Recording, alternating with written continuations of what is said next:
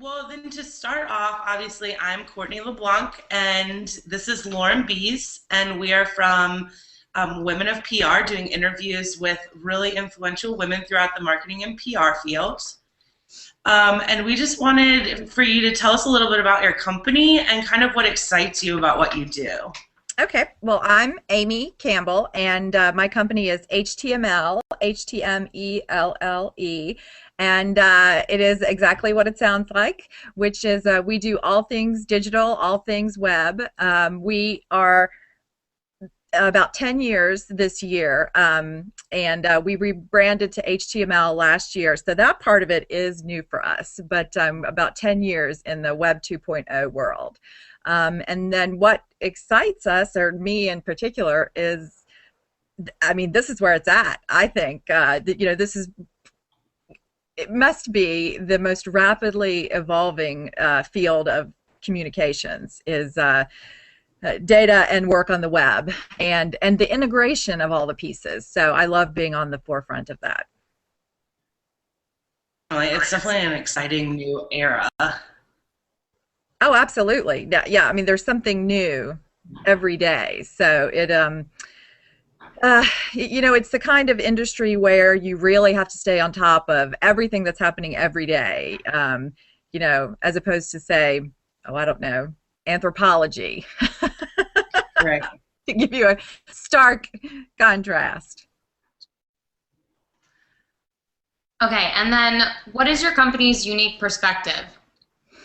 My company's unique perspective, I would say, we really look at, if you can use a word like holistically when it comes to digital design and communication, we do take a holistic perspective.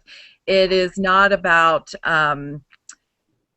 different entities in the way that they operate on their own. We have a lot of clients that come to us and they say, we want to get more followers on Twitter, and so we stop and we say, okay, we have to back up. Those things are means to an end, and so holistically we really look at communication with customers and then their communication with you, and we look at the social networks and website design and app programming as tools to facilitate that. The networks themselves change and they will continue to change, but holistically they're a means to an end. Yeah, that's great. I mean, it's a great perspective. A lot of companies nowadays think that, if they have, 4,000 Twitter followers, that they're doing really well, and that's kind of, the end-all be-all, that that's their only goal. And so it's really great to hear that you're kind of telling them that, no, there's a lot of other things that they could be doing as well. Absolutely. And you guys are going to be talking to a lot of people who will talk to you probably about metrics and about data. And there was a really fantastic Super Bowl commercial. You remember that where the people were wearing the hats, and every time they said a buzzword, they got shocked. Yeah. Well, and that was such a fantastic commercial, especially for someone like me, because I try and teach my clients, yes, we do want to focus on metrics, we do want to focus on the data, but things like likes on Facebook and followers on Twitter, those are not the metrics that we want. Those are easy things to gauge, and so I think companies pay a lot of money to get those numbers up, but in the end, those are not the numbers that matter. You can have a small number of likes and a small number of followers, and if they're the right people, your sales will increase. Definitely. Well, kind of going along that, what social platforms are hot right now? What are you seeing people using other than Facebook and Twitter? Well, I am, it's so funny, I just posted something on Facebook about this. I am not a big LinkedIn fan. It's great for big companies that are looking to hire, and it's great for people who are looking for a job. But if you're not in one of those two groups, and I'm not, and I haven't been in one of those two groups for 10 years now, LinkedIn is, I think, kind of clumsy. Having said that, I would have to say that the popularity of LinkedIn is growing. I'm not wild about that. I'm hoping that that will spur them to get more money, more investment, and to develop some new tools for people who are not in those two groups I talked about. So LinkedIn is definitely growing. Right now we're on Google Plus, and Facebook about a year and a half ago launched its Facebook video calling, and so it had the spike in activity, and now it's kind of gone by the wayside. So whether it's Facebook's video calling or whether it's what we're doing now, which is a Google Plus Hangout, this is definitely a growing platform, simply because telecommuting and telework and just basically the ability to communicate virtually, including video, without having to travel.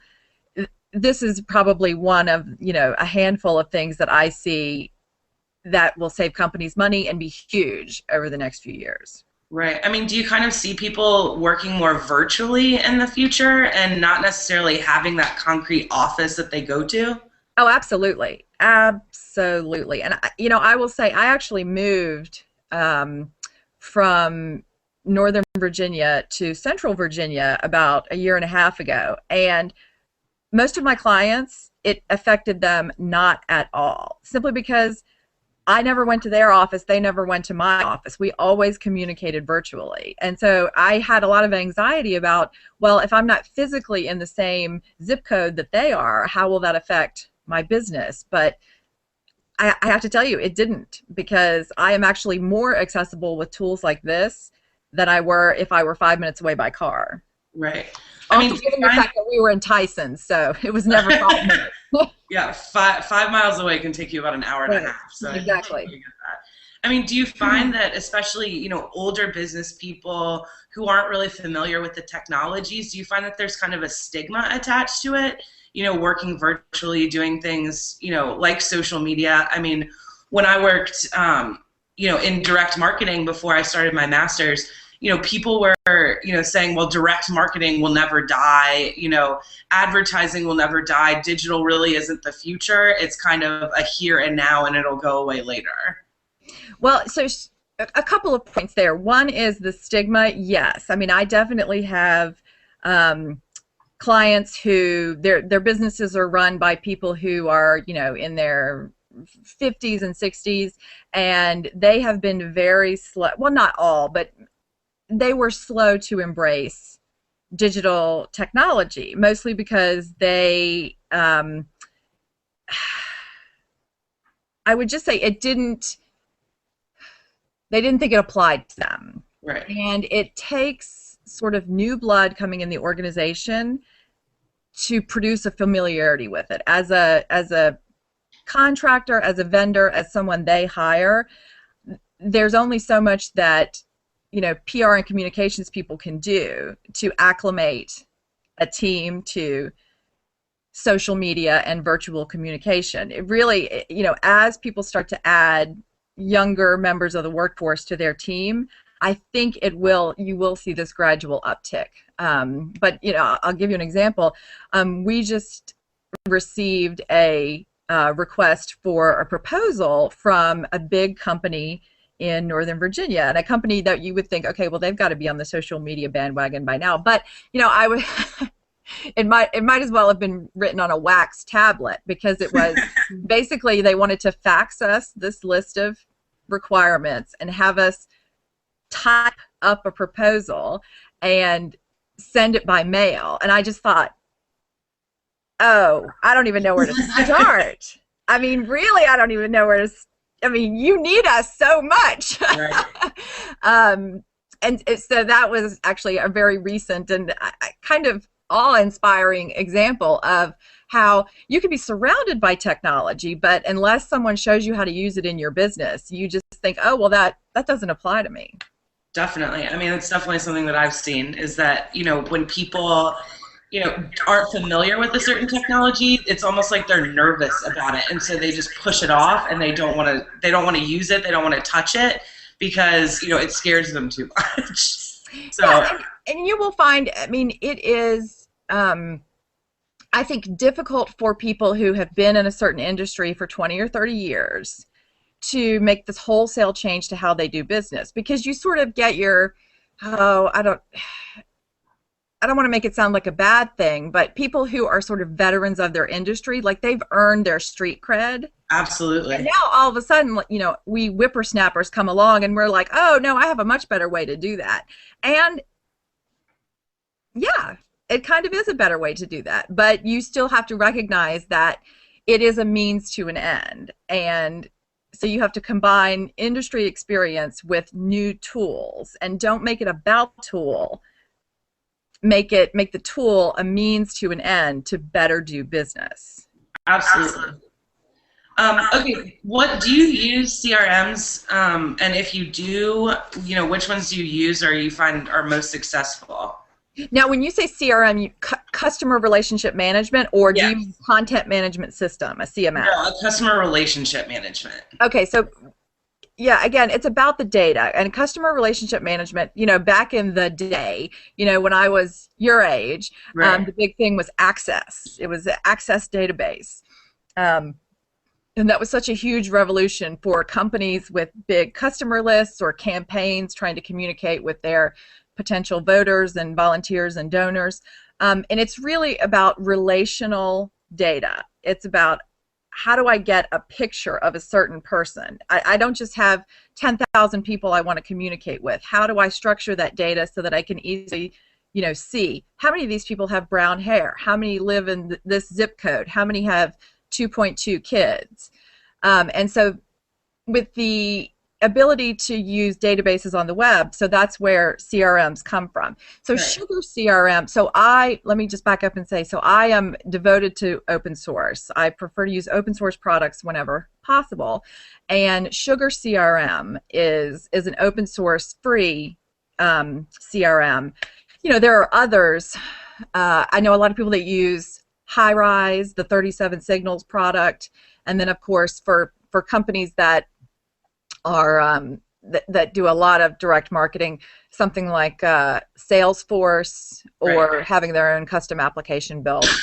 So, but in the end, I mean, the bottom line is it's about relationships between data. The tools are getting better, but it's all about being able to see patterns between where someone lives and how many kids they have and their educational level. And so I want to get a picture of how my ideal customer behaves so that I can go out and find more people like that. Right. That's Definitely what we've been, you know, learning is that data is gold now, that, you know, it's starting to become more and more about data and, you know, less and less about the creative aspects of what you're trying to do. It's more of, are you, you know, delivering it to the right people? Yes, and that is what I try and convince my clients, is it's not about how many people like your page or how many followers.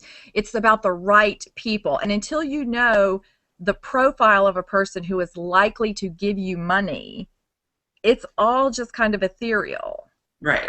And Facebook's Open Graph is a huge breakthrough in this, because everybody that's on Facebook, obviously now you have access to their data through the Open Graph. And so it may in the end become about likes, because not likes per se, but you know, if I have 10,000 likes, I want to go through and see, okay, of those 10,000 likes, if there are 100 people that consistently buy from me, what do those people have in common? Right.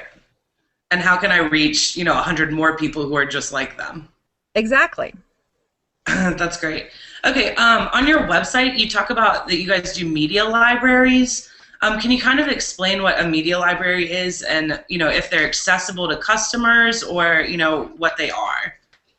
A good example of this is, and the case study on our website is CoachKathyWilson.com.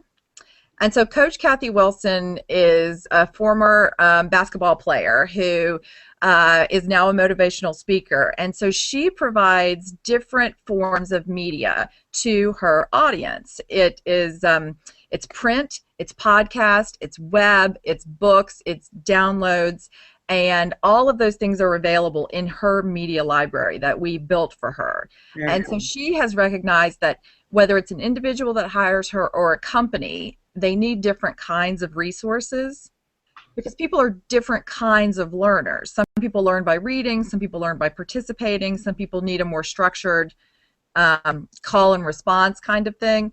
And she is able to provide better service to her customers by giving them access to a library, and literally a library of all of it, where they can participate online or download.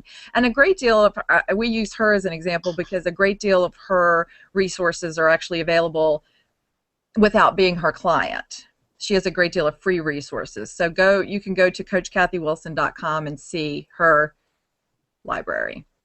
That's really cool. I mean, it definitely, with the advent of social media and, you know, the internet and just, you know, more connectivity between people, you know, I've definitely seen that the flow of information has stopped really being about, okay, what can I pay for, but what can I share with people that is going to get them to want to potentially buy later on from me, you know, a more advanced product. So, I mean, I think that's a really great part of social media. Absolutely. And that's the great thing about something like a media library is you can demonstrate your usefulness as part of courting a customer. It's not about, you know, you have your list of services pages and then click here to hire us. It's about, let me just, you know, show and tell. We call them know and tells. Basically, show your potential customer, or maybe not even a customer, just your audience, what you're capable of producing, and they will be more likely to think of you in the future. Yeah, so it's almost like it's taking advertising from being, this is what we have, I swear, to this is what we have, let me prove it. But yeah, absolutely. I would agree with that. That's great. Okay, so what are kind of some of your biggest challenges working in this field?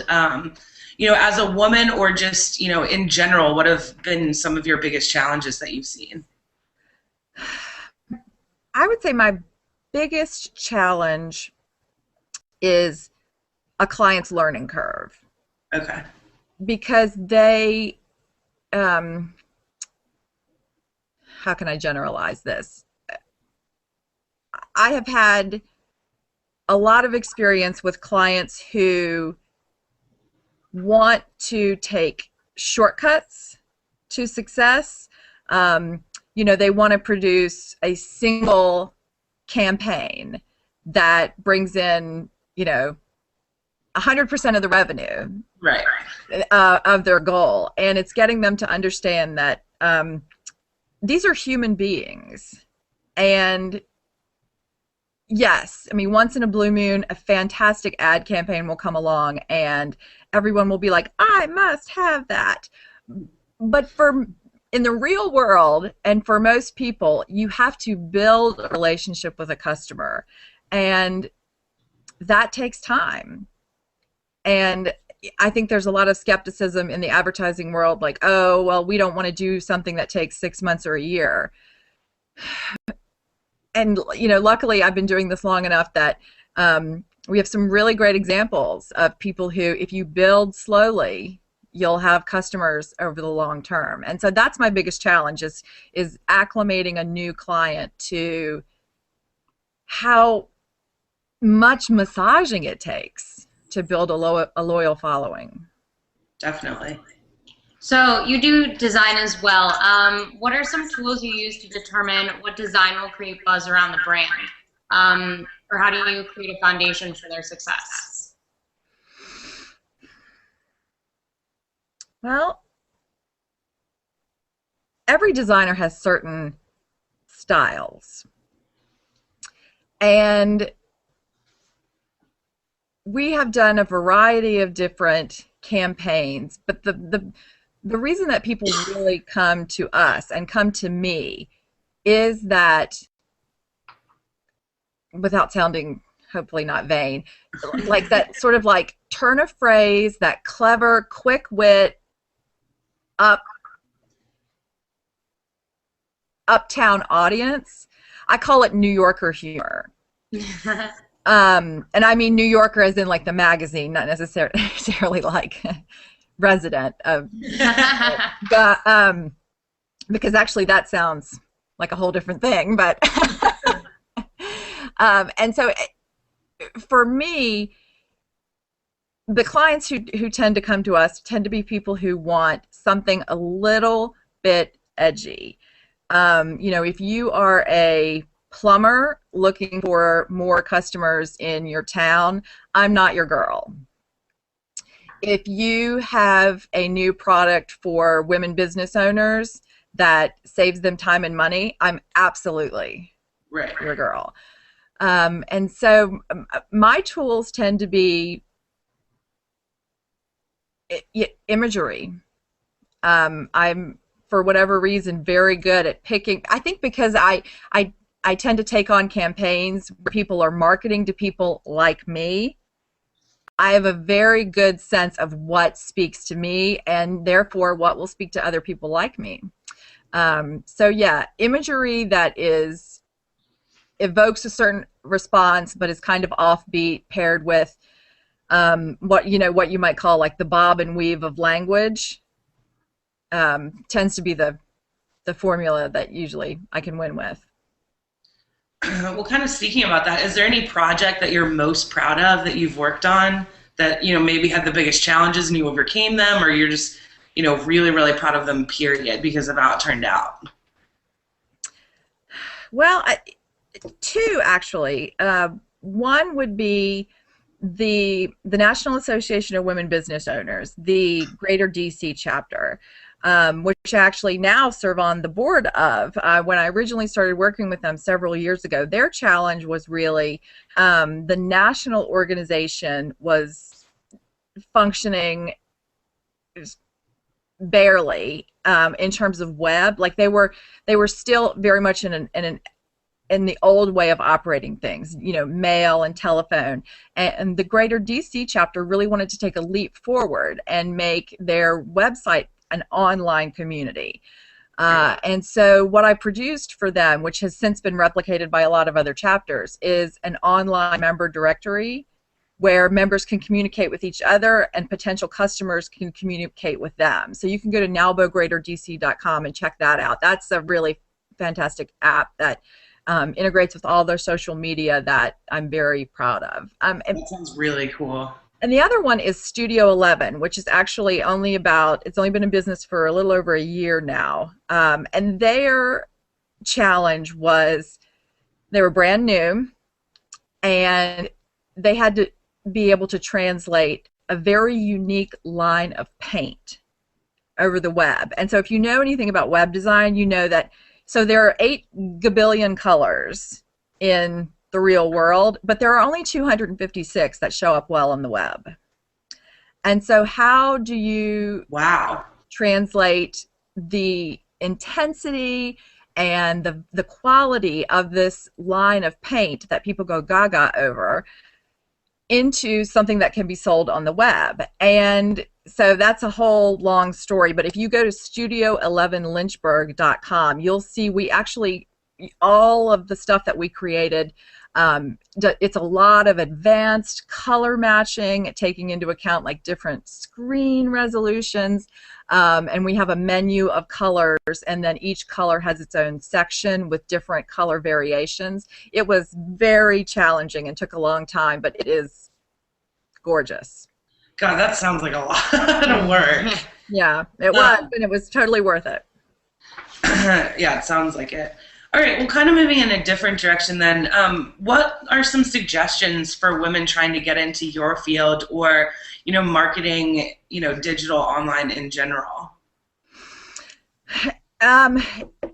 Well, for people who are younger, for women who are younger, definitely check out some non-traditional educational avenues. I am a big proponent of a liberal arts education, but I have seen so many brilliant people come out of the programs at VCU for digital design, as well as SCAD in Savannah. And there are some other schools that you should check into. Those are the two I happen to be the most familiar with. Again, I'm a huge proponent of liberal arts, but there is so much to learn that if I could go back and do college again, I think I would have liked to have focused on those things, because a lot of it for me was in my 20s was catching up. so that's one thing. And then if it's less on the technical side and more on the marketing and PR side, again, a good liberal arts education will help you. But you need to see how a large shop functions, and that could be volunteer for a political campaign, or do an internship with a large agency, or it's getting more and more common for companies to have their own digital piece of their marketing and communications operation. But it's one of those things that you kind of have to see it done, and hopefully see it done well, before you can decide what kind of job you want. Because I mean, it's not about writing press releases anymore. No, it absolutely isn't. It's Yeah. completely different. Absolutely. Okay, a couple more questions and then I think we'll be done. So what branch of marketing communications should own social media? I mean, there's a lot of people that say, advertising agencies should own it. Some people say that boutique digital agencies should own it. Others say that PR should, or does it really matter who owns it? I think it depends on what size company you have. If you are a large enough company that you have a customer service operation, that is who should be in charge of it. Like if you have dedicated people who deal with customer interaction, that is who you want in charge of it. Here's the best way I can explain it to you.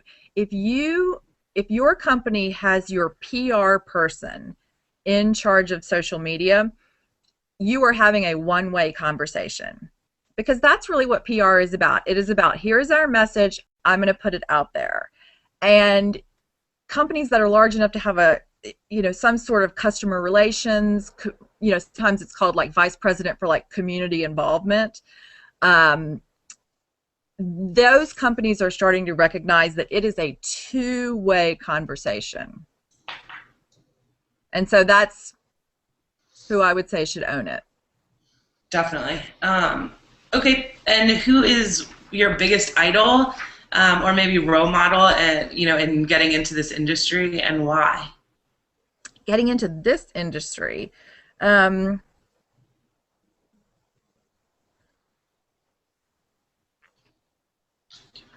I'm not sure. I'm not sure that I have. Well, do you have any in general? Oh, well, of course. I mean, I'm so gaga over Hillary Clinton. And it really is apart from political party. I mean, she and I happen to be of similar political persuasions, but just to see her, having made several career shifts of my own, seeing her do vastly different things and excel at them all is mind-blowing to me. And I think it is a great lesson for women that it is not about what you do for a living. It is about people want you for who you are. And the stuff you do in your day-to-day life and what your title is and, which building you go to work in, all of that is negotiable. Because becoming a kind of person who can do who can do a range of things is what I think we are all aspiring for, and she is a great example of that. First lady, senator, secretary of state. I mean, just you put her in a chair and she'll do that job very well. I would love for people to say that about me someday. Absolutely, me too. And then just to kind of wrap it up, where do you see the future of marketing communications going, say in like 10 years? It's all going to be about big data. And right now, big companies are doing a lot with big data, okay? And by big data, I mean really drilling down into people's profiles and making connect. I said earlier something about like how many of these people have brown hair. Well, that's kind of a silly example, but it's little things like that if you're able to see patterns in data, maybe it tells you nothing, but looking at that level of detail is what is going to change a company's relationship with a customer. And so right now, big companies, Coca-Cola, IBM, they're doing a great job with that. Where I see us in 10 years is that relational data, and Facebook's Open Graph is definitely the start of this. Small businesses like mine and like my clients, small businesses being able to use big data is going to level the playing field in a huge way, and I'm very excited about it. Yeah, definitely. You know, I agree that it seems like the days of needing, you know, 500 plus people at your company are kind of coming to an end, and where, you know, a day and age of the small boutiques that, you know, are really going to actually shape and change the future of our business world. Absolutely, absolutely. Again, you know, really leveling the playing field so that it's not going to be about hours, man hours anymore. It's going to be about the smart use of data, and that is so exciting. Exactly. Well, do you have anything else to add, you know, that, I don't know, you think we missed, or that you would just want to share with anybody on our blog? Well, I think what you're doing is so exciting, and I would encourage you to actually collect some data of your own in the people that you're interviewing, and maybe compare that data with the responses. And I think it would be, you could do a case study all on your own about you know, the correlation between you know, the different career paths, or the, you know, the different situations that women you interview are in, and the kind of responses they give. That's a great idea. Yeah, that's a great idea. I think we'll definitely do that. But thank you so much. I know. Thank you very much. This was awesome. Thank you. Good luck. Thank you. Thanks. All right. Bye-bye.